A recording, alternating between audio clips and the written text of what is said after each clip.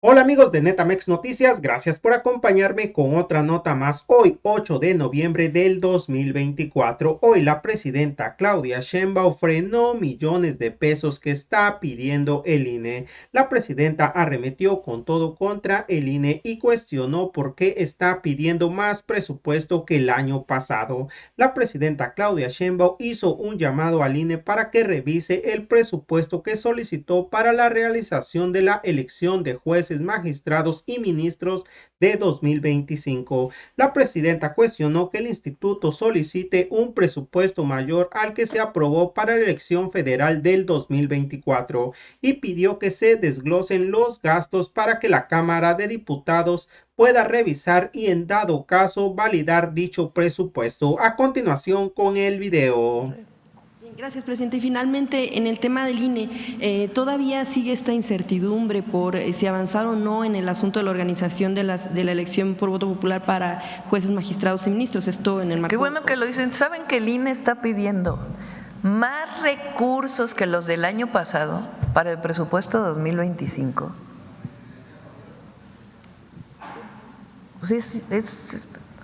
¿Cómo? El año pasado hubo gasto de partidos políticos, gasto de campañas, todo ese financiamiento. ¿Cómo que más recurso en el 2025 que lo que gastaron en el 24? Pues sí, pero si no hay campañas, no hay financiamiento a partidos políticos, eso está establecido en la Constitución.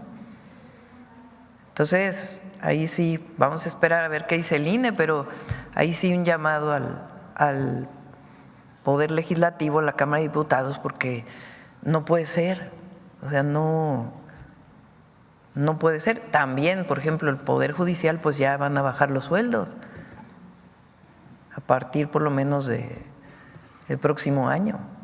Es muy probable que sea una negativa lo que están pidiendo pues de aumento. Nosotros tenemos que poner, por lo que me explica la Secretaría de Hacienda, el presupuesto que plantea el INE, pero es un llamado al INE a la racionalidad. O sea, los privilegios no van con el momento que está viviendo nuestro país.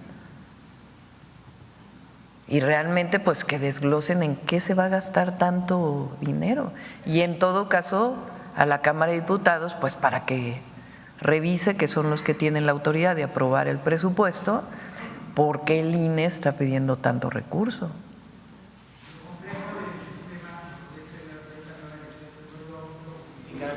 No escucho por ahí Que si lo complejo que tiene que ver con la organización de no son casillas, o sea, finalmente es como cualquier elección, son casillas, son ciudadanos y ciudadanas que participan de manera voluntaria en la elección y pues lo que tenga que haber de capacitación que normalmente tiene el INE, pero eso, o sea, repito, si no hay financiamiento a los partidos ni a los candidatos, ¿por qué más, imagínense, más presupuesto que en el 2024? Más de, creo que 35,000 millones de pesos están pidiendo, imagínense.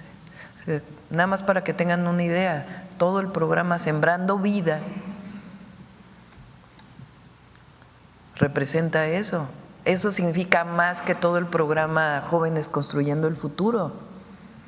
Significa casi 8 veces lo que se da de apoyo a las madres trabajadoras. Entonces no es explicable. Y también, bueno, lo que está relacionado, que es lo que iba a plantear en torno a los consejeros, o bueno, el INE sigue en la incertidumbre de qué efectos pudieran tener estos recursos legales que se interpusieron en contra de la organización de las elecciones de integrantes del Poder Judicial, sobre todo los efectos por el tema de la multa que les están imponiendo. De hecho, lo que ellos responden en su defensa, bueno, ellos dicen al Poder Judicial o a estos recursos legales que justo no están avanzando en esta organización porque están pues en el limbo, en la pausa de no saber si hacer caso o no, sobre todo cuando ya se les está imponiendo una multa y que incluso ni siquiera se ha instalado la comisión especial para este fin. ¿Deberán los consejeros acatar o no lo que dicen los jueces con el contexto que hemos visto incluso también en la Corte? Fíjate, me planteaba la Secretaría de Gobernación algo que vale la pena analizar. El día en que la Corte finalmente declara que no es procedente la inconstitucionalidad de la reforma constitucional al Poder Judicial, en su primera parte de esa sesión dicen que aceptan el recurso que presentan los partidos políticos porque es un asunto electoral, porque hay, creo que es el 105 constitucional o no recuerdo cuál, a ver si me ayudan a poderlo identificar, no estoy segura qué artículo de la Constitución es, establece que la Corte puede aceptar un recurso de un partido político y ha habido antecedentes en el caso electoral. Entonces, al definir que es electoral, entonces ya no se permitirían los recursos de amparo y ya le corresponde al Tribunal Electoral del Poder Judicial de la Federación resolver, porque solamente es en el caso de la inconstitucionalidad que presentaron los partidos políticos. No sé si me doy a explicar. Al reconocer la Corte que es un asunto electoral, ya le corresponde estos temas al Tribunal Electoral del Poder Judicial de la Federación.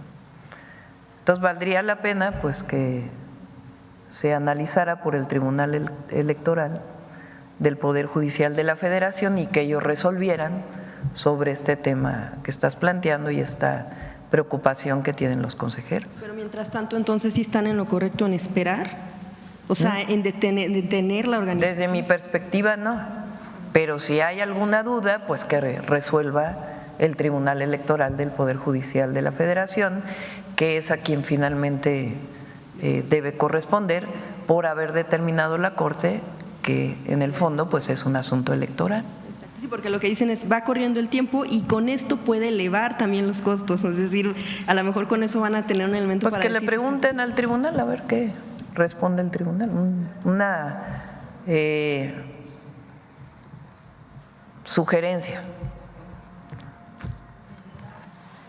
Acá. Gracias, Presidenta. Lisbeth Álvarez Martínez, de CEN México. Presidenta, saber si ya se sabe sobre el autor, los autores materiales sobre el asesinato de las dos mujeres triquis en Oaxaca. Sí, se está investigando, ocurrió en la ciudad de Oaxaca y se está trabajando tanto con la Fiscalía y si es necesario, pues se atraería el caso. Lo está viendo la Secretaría de Seguridad Ciudadana. En mi segunda pregunta, decirle que con esta nueva reforma al Poder Judicial, ¿de qué manera contribuiría a las madres que han buscado por años la pensión alimenticia a sus hijos de padres abandónicos o omisos? Normalmente eso lo ven los tribunales estatales y por eso la reforma no solamente considera al Tribunal del Poder Judicial, al Poder Judicial de la Federación, sino a los tribunales superiores de justicia de los estados. Hay una ley sobre violencia vicaria que se aprobó en la Ciudad de México, que es parte de la propuesta que hicimos el 3 de octubre justamente, que va acompañada a la reforma constitucional que se presentó para proteger los derechos de las mujeres, en la orientación de que se legisle sobre la violencia vicaria en todo el país. Y evidentemente pues el sanear el Poder Judicial pues tiene que ver también con que no sea quien tiene acceso a un recurso económico quien resuelva sobre un problema que muchas veces es evidente que hay resoluciones en contra de las mujeres. Y por último, saber su postura sobre el debate en el Congreso de la Ciudad de México en cuanto a la despenalización del aborto en cualquier momento de la gestación. Sí, entiendo que lo que están planteando es que no quede en el Código Penal, sino en la Ley de Salud, pero también entiendo que ya plantearon que ya no se va a discutir.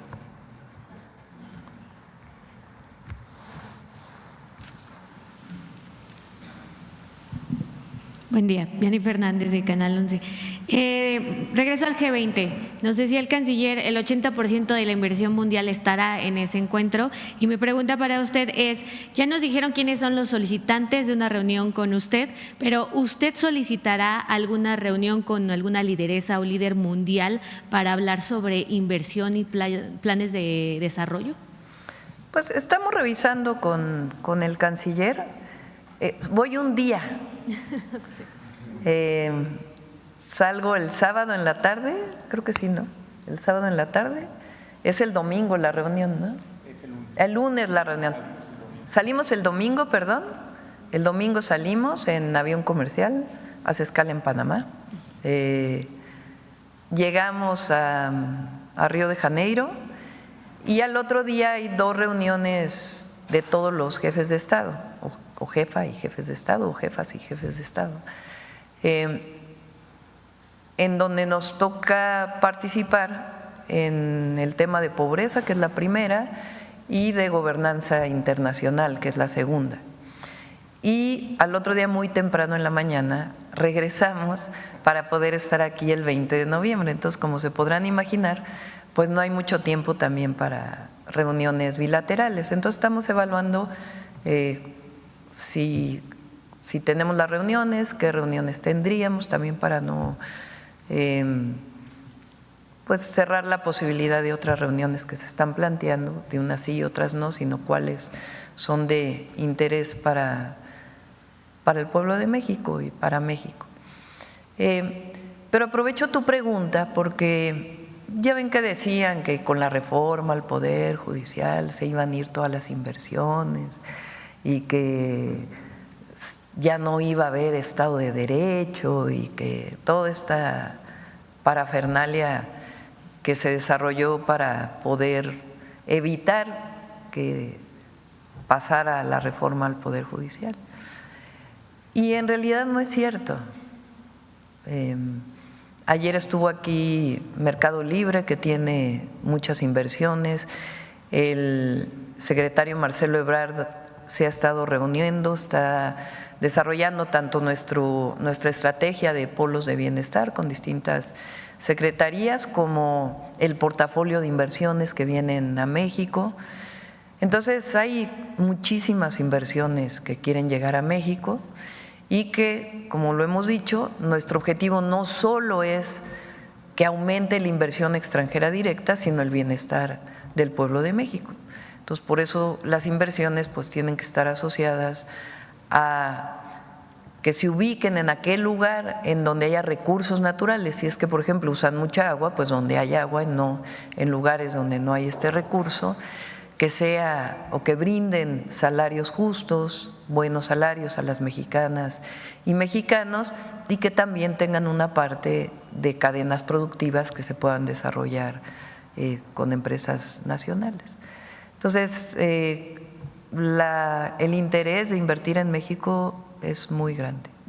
Dado que el tema de este año es combate a la desigualdad y la pobreza, ¿se pondrán como ejemplos los programas sociales como para las otras naciones ante la posibilidad de que la puedan replicar? El aumento salarial, con esta idea de que a muchos países, particularmente en México, pero en muchos países de América Latina se planteó que no podían aumentar los salarios porque eso iba a ser inflacionario, y el ejemplo de México demuestra que no es así.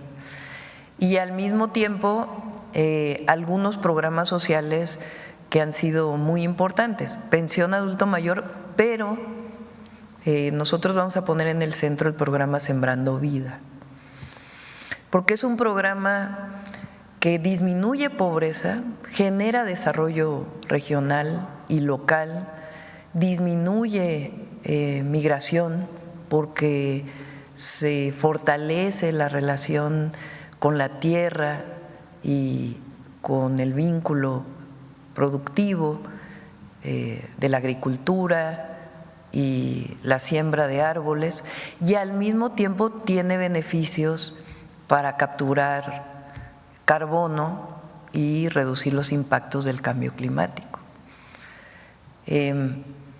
Si un porcentaje de lo que se dedica al armamentismo, a las guerras, se destinara para hacer Sembrando Vida por el mundo,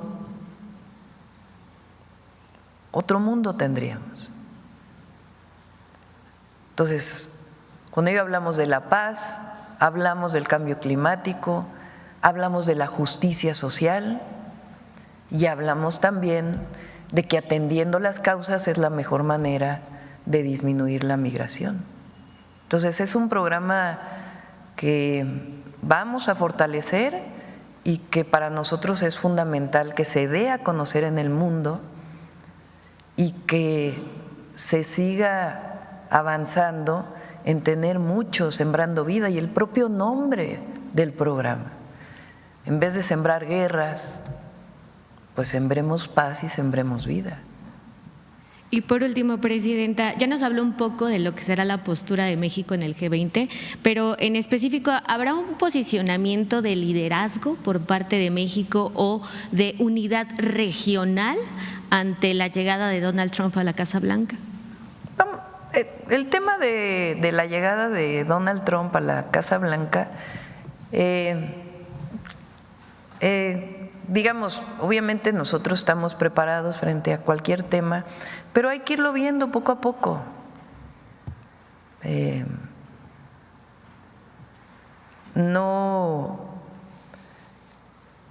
No generemos, digamos, un motivo ahí de preocupación grande, sino sencillamente estar preparados, informar. Aquí Juan Ramón presentó, por ejemplo, la gráfica de migración de cómo México ha ido atendiendo este tema tan importante y que le preocupa a Estados Unidos.